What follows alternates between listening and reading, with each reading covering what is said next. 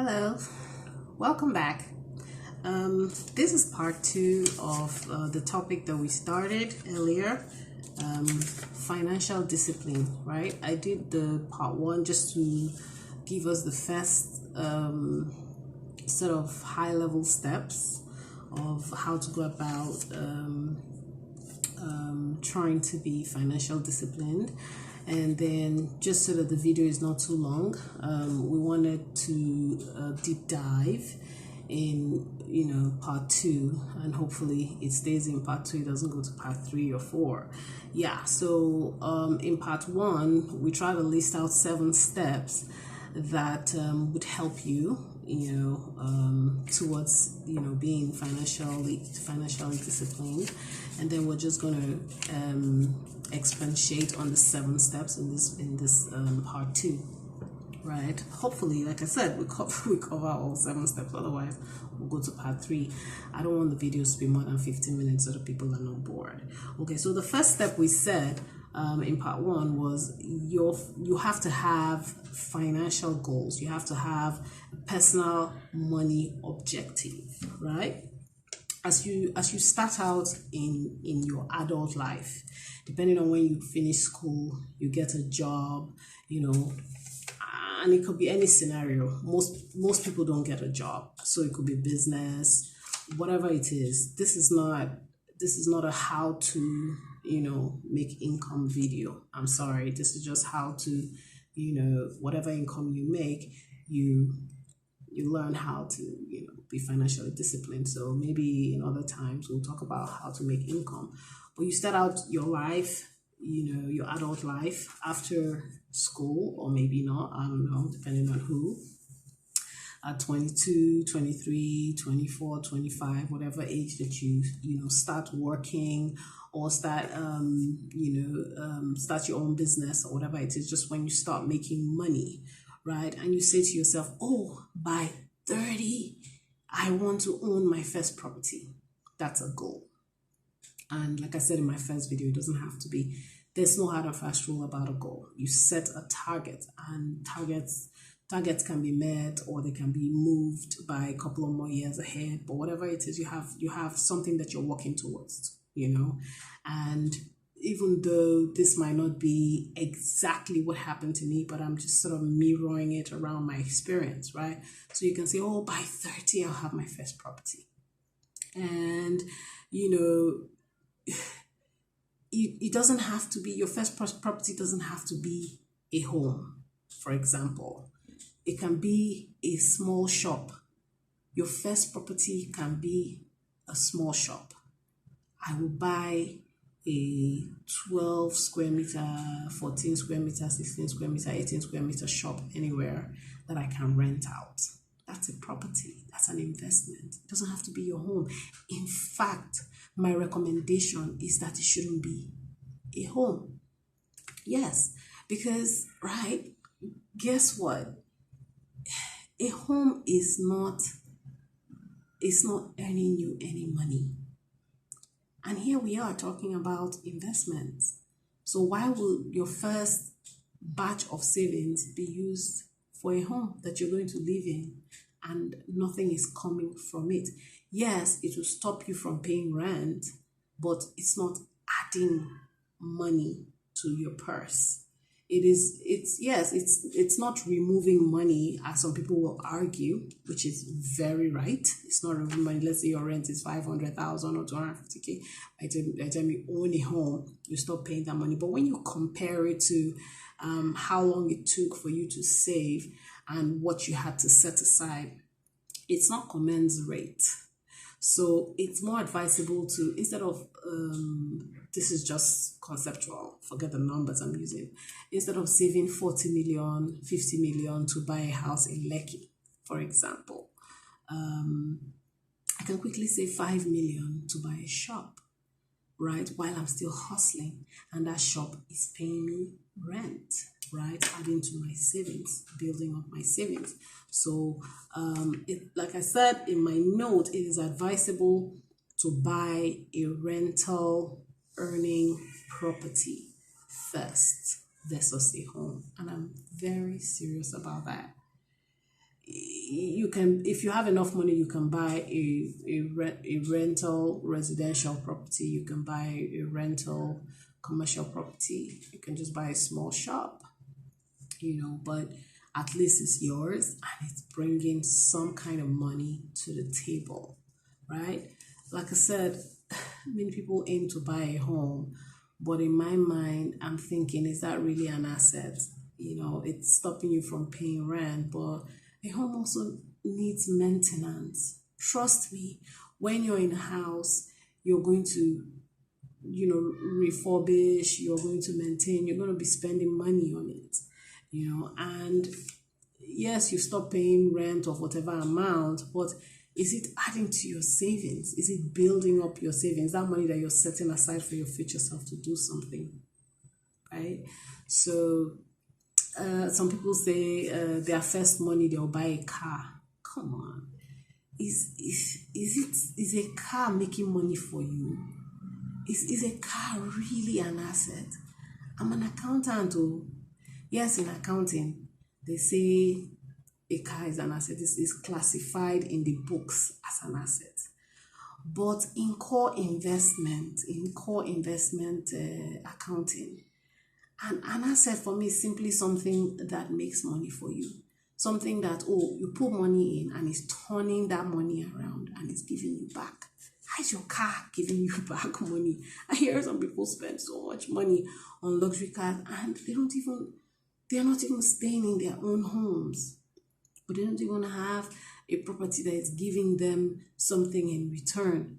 Or even another car that is giving them something in return, because you can have a car that you have put on the road and is earning money for you, like an Uber or whatever, just general logistics, a bus or a truck, whatever it is, but an investment is simply something that you've put money in that is bringing money back. How is your luxury car bringing money for you? It's sapping, it's taking away from you, right? Or even let's say you want to buy a home. That's way, way, way better than not buying at all. So yeah, if that's the plan, then go ahead, buy a home. At least it's taking away the rent that you're paying. So invariably, it's helping you save money. But you know what I would do? But you know what I did? The first thing I did was to buy a shop. That was my first property. We bought a shop. And trust me, it's better to invest in a shop than in a residential property. I'm sure a lot of us know that. So you're having a lot of trouble with tenants paying these days in residential property, but nobody wants to have any trouble with their business, with their shops, because that's where they're earning a living from. So they will try to first pay the rent on their shop than even their home. That's the sad reality. So I bought a shop first. As little as 4.5 million, you buy a shop. And then it starts to earn money for you. And guess what? It pays back in a very short time. And, it's not so hard as it is to get, rent from your residential property. It's not so hard to get, rent from your shop. So that's like an easy win. You buy a shop. Next thing I did is buy a home or a residential property. That residential property has a BQ. So let's say a 3-bedroom flat. Buy a 3-bedroom flat. That 3-bedroom flat has a 1-bedroom BQ, room, parlor, kitchen, toilet. Rent out the 3-bedroom flat and collect huge rent and then stay in the BQ. How is that? You see, one thing about financial discipline is that you have to be able to cut your coat. Whether it's cut your coat according to your size, as some people say, or cut your coat according to your pocket, as some people say. But I would say cut your coat according to the plan that you have. Cut your coat according to what you are seeing ahead of you. So if I know it's my house, I'm staying in a BQ because in 10 years' time, I want to own an estate. Why should I be ashamed of staying in a BQ? Why should anybody's mockery affect me? They don't know my plan. I'm the only one who knows my plan. So that should keep me focused. If they yab me that I'm staying in a BQ, I'm like, yeah, is it your BQ? Is it your staying? It's mine. So I don't think a lot of people should be moved by what society is doing or what society thinks if they have a sure plan. The problem is that people don't have plans. That's why they're derailed. That's why they are tossed and turned by different people's ideas. If you have your own plan and you're very sure of that plan and you're working towards it, why should having a luxury car or not having a luxury car affect you because your mates have a luxury car, right? So you can buy the flat and stay in the BQ while you take rent from the flat. Or even if the flat that you bought or the property that you bought doesn't have a BQ, you could rent out this property and use the rent, a smaller portion of the rent, maybe 50%, and rent yourself a cheaper property while you save the rest of it. So that's adding to your savings, being your future self, growing that pocket that you plan to fill up eventually for that big plan, right? Yeah, so that's basically what number one is about, having a plan and working towards that plan. And like I said in my first part one of the video, it doesn't matter how much you're earning. It's not about the rich and poor. It's not about, oh, you're earning so much so you can talk about. No. You can start earning 50,000 and then you still apply these concepts. It does not matter how much you're earning. The truth of the matter is, no matter how much we earn, we just find out that our expenses sort of catch up and even overtake how much we're earning if we don't have a sure plan, if we're not financially disciplined. A lot of people, even the people that you see that are in the category of the rich or the elite, are borrowing to fund their lifestyle. You'll be amazed. And that's just because of lack of a plan, lack of discipline, not being able to, psych yourself to be conservative because you have a future for yourself, for your children. So when I talk about this, I really worry when people say, it's because you earn so much so you can set aside. If you're not earning anything, you cannot set aside. It's not true. I didn't start out earning so much. I started out earning very little and I was still able to set aside. As far back as I can remember, I've always tried to have a surplus. Always, always, always, always. As far back as I can remember, even secondary school, from people dashing you money, you just want to set aside for tomorrow, whatever that tomorrow is, and I'll quickly talk about number 2, which is short before the video rounds up. Number 2 is talking about paying your future self first.